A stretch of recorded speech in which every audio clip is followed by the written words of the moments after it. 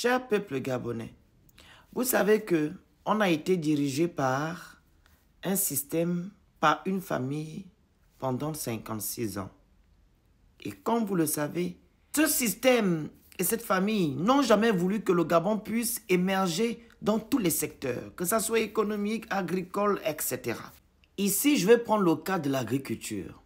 Selon le professeur Gabriel Nzomo Yebe, le Gabon avant les années 70, on était le number one dans l'agriculture. On avait le meilleur cacao, etc. Et dès qu'on a eu le boom pétrolier, Monsieur Omar Bongo a dit aux Gabonais, non, on ne va plus cultiver, on va maintenant acheter les produits venant d'ailleurs. Et les Gabonais ont laissé l'agriculture et se sont mis à attendre les rentes du pétrole. Parce que oui, on a beaucoup d'argent. Donc, on peut acheter sans pouvoir cultiver la terre. Et en 2012, M. Ali Bongo Ndimba met en place un projet agricole appelé Sodrader afin que le Gabon puisse avoir l'autosuffisance alimentaire. Et dans ce projet, l'État gabonais a lui investi 9 milliards. Et ce projet est dans l'eau jusqu'à présent. Je vous ai fait la vidéo la dernière fois. Donc, je vais vous faire écouter l'allocution du professeur Gabriel Nzomo Yebe, qui parle du fait que dans les années 70, on était le number one dans l'agriculture. Beaucoup de personnes oublient qu'en réalité, nous étions quand même des champions en matière d'agriculture dans les années 60 et jusqu'au début des années 70. Et je vous disais, Medoune produisait de la pomme de terre qui était exportée en Europe. Bitam vendait le meilleur cacao d'Afrique par la qualité. Si vous voulez la quantité, vous pouvez aller au Cameroun, vous allez en Côte d'Ivoire, au Ghana. Mais quand on voulait la qualité, on venait à Bitam.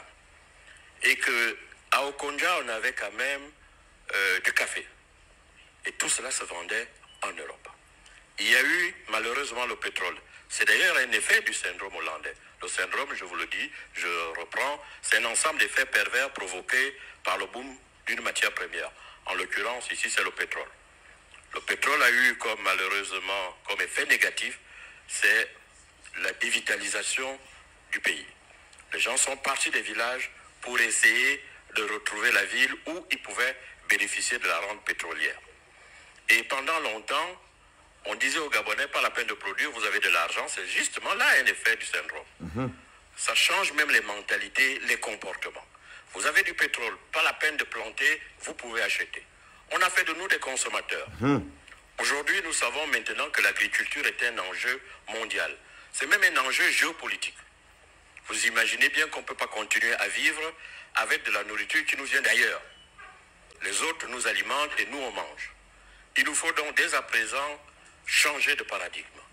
Vous voyez, tout ça c'est à cause du système Bongo. Si on avait continué à travailler la terre, même si on a le pétrole, le Gabon devait être loin aujourd'hui. On devait atteindre l'autosuffisance alimentaire. On ne devait pas attendre que les produits reviennent d'ailleurs. Et parce que nous-mêmes, nous les cultivons. Il n'est jamais trop tard. Si on ne le voit pas ça, nos enfants vont voir. Ou nos arrière-petits-enfants vont voir. Oui, c'est de ça qu'il s'agit. J'ai confiance.